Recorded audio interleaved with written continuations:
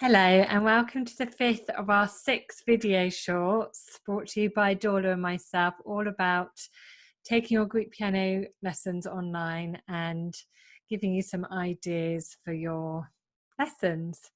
So today I'm going to talk about listening tasks. I use listening tasks in my program.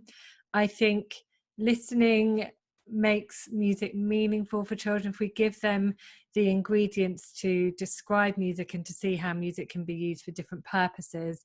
I think that's really powerful in terms of their relationship with music in general and with the piano more specifically. So I do quite a lot of listening in my lessons, and the great thing is that we can take them online, these tasks, quite easily, and I'm going to show you how I do it. So I'm also going to talk about why we should have listening, why it's important to include listening tasks, and I'm going to give you 3 ideas for your lessons.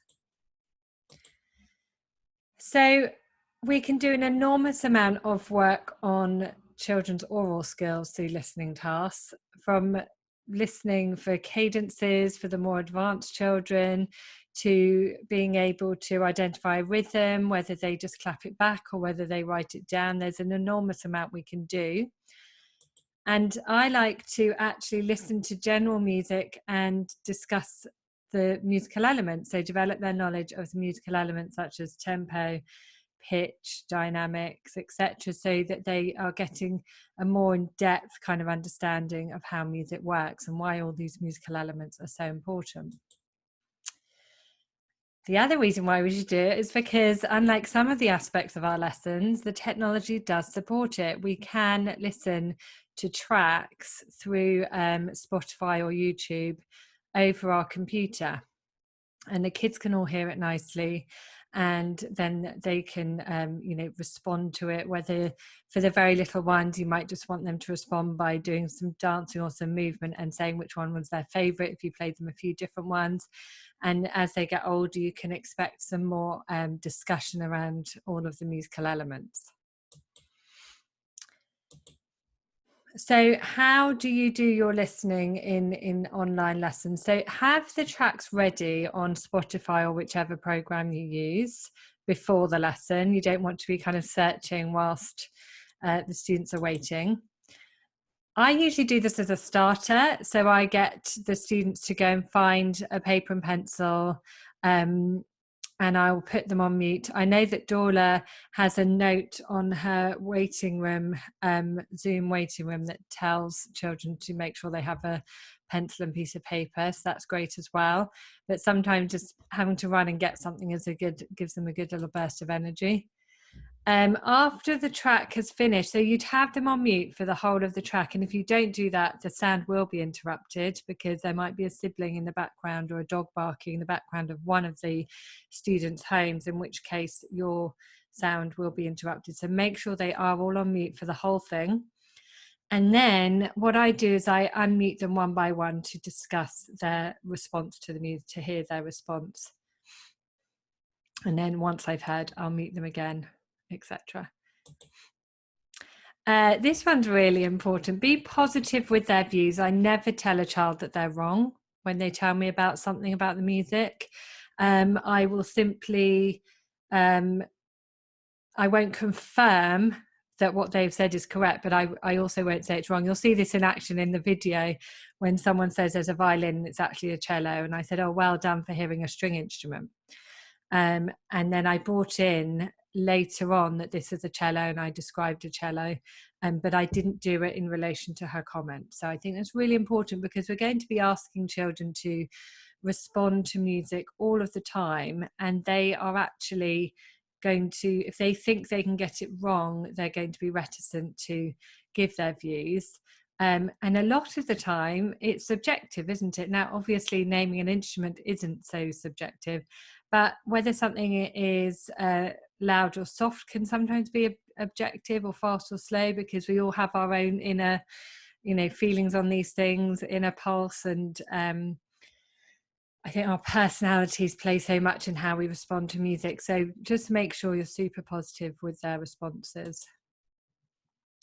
So this is the first way that we can listen to music. So we can compare two versions of the same song, and this is actually often my favorite way to do it.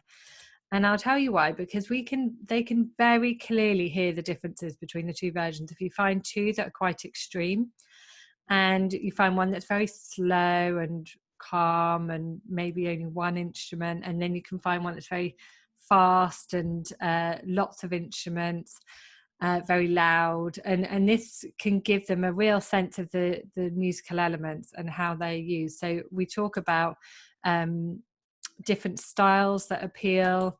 You can use, for the very young ones, I often use nursery rhymes because they know nursery rhymes already. So that's kind of one step that they don't have to process when they're listening to the music. So I think if you're listening to a brand new song that you've never heard before, there's quite a lot to do before you can actually do some good analysis. If you're listening to a song that you know very well already, you can delve straight into the analysis. I also really like to discuss intention. So who is this music good for? Who would enjoy listening to this music? And then as I get further on with the ages and the more developed classes, I would talk about intention in terms of a piece of music giving information about a storyline or giving information about a particular character. Okay, so I'm just going to play you a clip from my lesson for ages 4 to 5. And we are listening to two different versions of Mary Had a Little Lamb. I start off by introducing the task and saying what I would like them to do. So when you kind of say, I'm going to put on a song, you do need to tell them what you're expecting them to listen out for. And so that they know the kinds of questions you're going to be asking at the end. And then I play them the one version, and then I ask for their responses. I list what I heard on the PowerPoint, and then we listen to the other song. So I'm just going to play this through. Just a warning, when I pressed record to record the lesson, I didn't, there's a certain setting you can use that will mean that it will record the computer's sound. I didn't put that setting on, which means that the sound of the recording that's from Spotify is pretty bad, but just to reassure you, it wasn't like that for the students. They could hear it perfectly. Okay. So I'm going to play two different versions of Mary Had a Little Lamb, and you're going to write down for me what the differences are, what you can hear. You can tell me. You can tell me whether the pitch is high or low, whether the tempo is fast or slow, whether the dynamics are loud or soft, and you can even tell me who you think might enjoy this version of the song. So we're going to listen to two different versions, okay, everyone? Yes, here we go.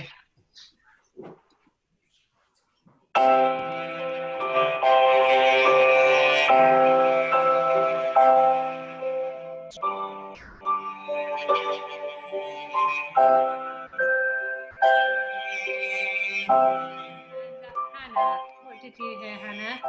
I heard a violin. A violin. Did you hear a string instrument? Yes, well done, lovely. And what else? Did you think it was fast or slow? Slow. No, I thought it was slow too. Well done, Hannah. And Rosalind, what did you hear? One was slow and one was fast. Yeah, okay, so you heard the short notes in the piano. Yeah, well done. And did you think it was loud or soft?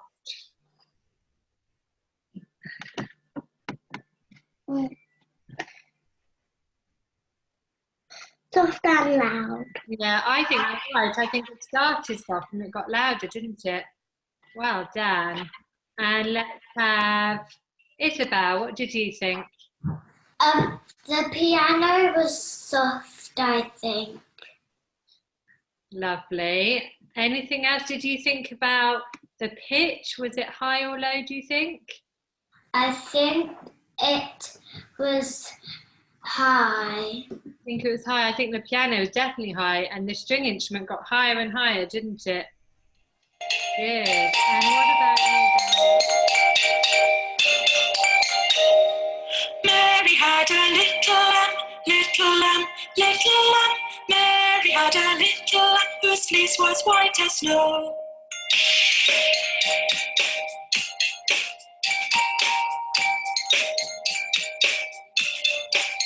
Good. And Isabel, what did you think? I think it was loud and fast. It was. Well done. It was definitely faster than the first one as well, wasn't it? It's quite different. Do you think this would have been made for someone else and not a baby? Yeah. Yeah? Maybe older children who want to dance to it, do you reckon? I could see you dancing away, Isabel, pretending to play the drum kit. And what about you, Millie? I think it was a bit jingly. Oh, yes. Do you know what made those jingly sounds? No? Well, there were some pitched percussion instruments, okay? So we had things like glockenspiels and xylophones. Yes? And they make that jingly sound. That's a very good spot. And what about you, Daniel? What did you hear? He did actually say glockenspiel. Oh, well done, Daniel. Brilliant. Yeah. And did you like this one, Daniel? Was this your favourite one? Yeah. Yeah? Oh, good. Why did you like it more? Why did you like it? Tempo, or the fact that there was a singer? What did you like best? The glocking. You like the glockenspiel. Yeah, very good. Okay. And Hannah? Okay, so I have a few tips for if the very young ones are finding it difficult to respond to your questions. There's almost a ladder of what children are able to describe, and it gets more and more complex as you go up. So the very first thing I would always say, if anyone is struggling to think about the different elements, I would ask them which one that they preferred if I was doing a comparison of two songs, because everyone can say which one they preferred. And I did ask Daniel why. You can ask why as well, if you think that they would be able to then bring out some of the musical elements. The next three really are pitch, tempo, and dynamics. Those are pretty much universally everyone can describe those three things. So if someone is struggling to give me an answer, I would say, can you tell me whether you thought it was fast or slow? Or if I knew that they had the vocabulary, I'd say, can you tell me about the tempo? So it's kind of your question is constantly developing their understanding and the way that they listen, and also building on that vocab. So okay, so the next one is topic based. Okay, so you can have different topics. Say if you were learning about a particular style of music, or like we've done minuet before, so the whole project was all about playing a minuet on the piano, but we led up to it by doing lots of listening to different minuets and the intention of the minuet and the history. So you could kind of do, and you can have these as standalone projects for your online lessons, can't you? If you just focus on one kind of genre of music, and then teach around that. So this is exactly what I'm doing here with the blues. And it's a great way for students to gain more depth of understanding. Okay, so here we have some blues listening, and I am just going to play through. Again, I'm telling them what I want them to listen out for. We're doing I'm playing them the track and then asking them questions afterwards. Okay, so we're going to listen to a song that's very typical of the blues, and you're going to write down what you think you can hear in terms of the features. Tell me what instruments you can hear. Tell me about the pitch, whether it's high or low, loud or soft, fast or slow. But specifically now, we're listening to different features of the blues. So have a think about what you know already about the blues and see if you can hear any of those features. Okay, and we're going to go through some of them a bit later as well. So here we go.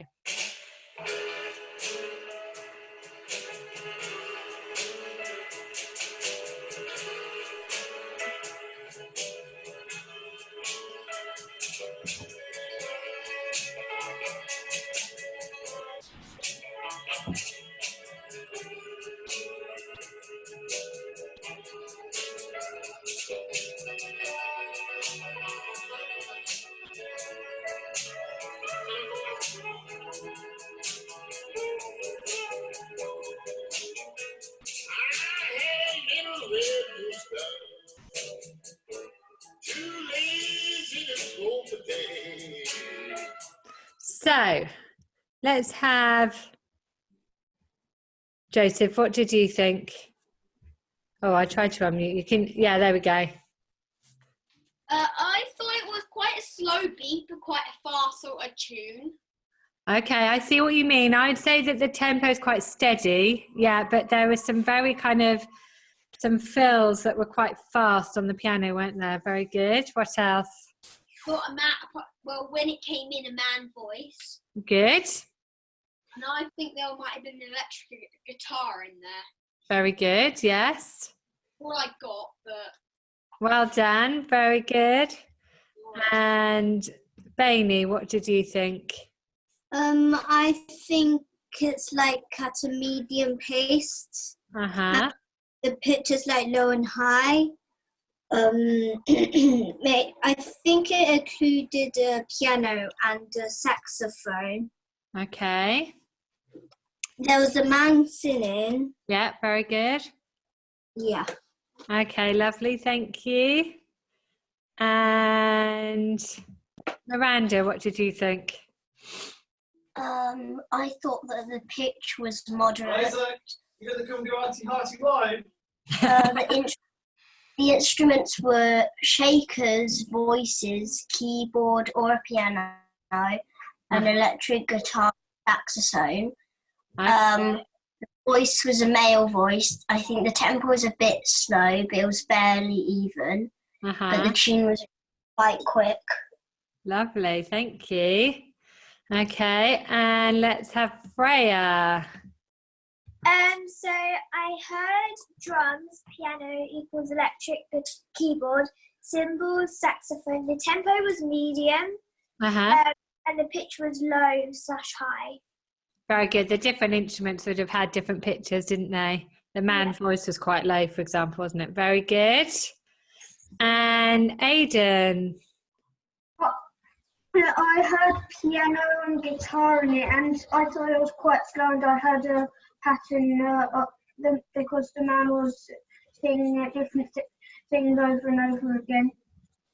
Brilliant, Aidan. You spotted that it was quite repetitive, yes? Yeah.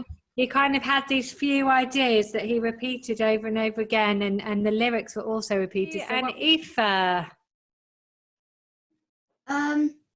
I heard the drums, guitar, and the electric keyboard. The man had a deep voice. Very good. It was quite repetitive. Yeah. It was like a calm song, like not Very too good. fast. Very good, because the blues is designed to kind of be quite chill, doesn't it? Yeah. Anything else?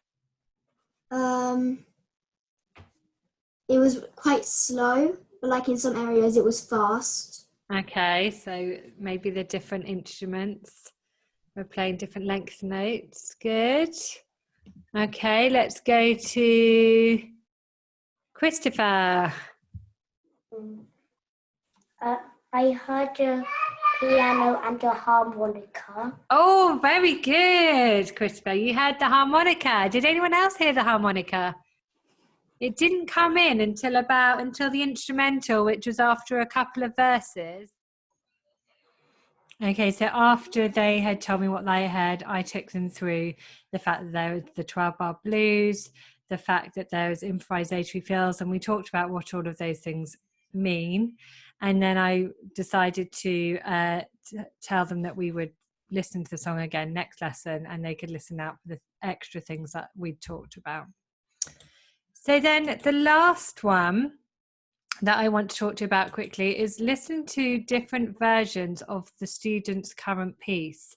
So if your students are playing a piece that would be, perhaps a classical piece or a pop piece where there would be different recordings and different versions on Spotify or similar, you can play them the 2 different versions, or as many different versions as you like, in fact. And it's a really great way to get them to really go deep into their piece that they're learning. So they can see all the different interpretations, but they can also, the more they listen to the piece, the more they're internalizing how it sounds. And that really helps with their playing, with, you know, memorizing, and with interpretation as well.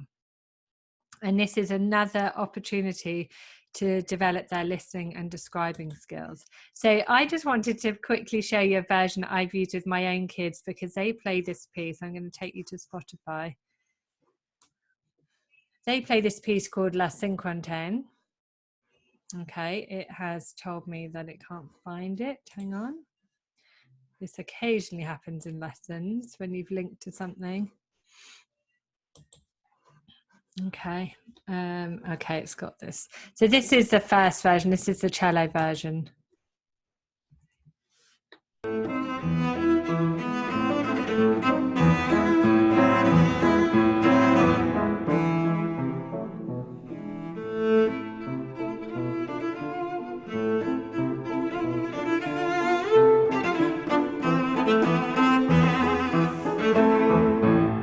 So that sounds fairly similar to the version that they play.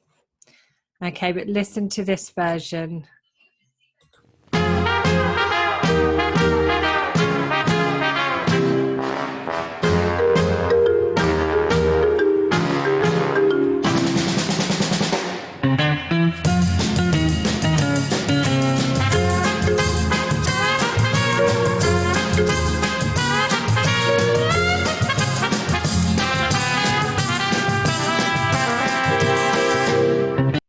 Okay, I just wanted to show you that, because when my kids and I discovered that, we just absolutely loved it. It completely changed the way that they access that piece of music when they're playing it.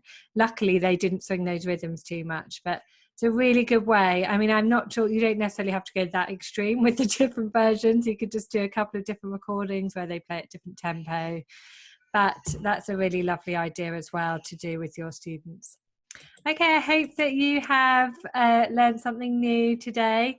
Hope that you will use listening in your online lessons.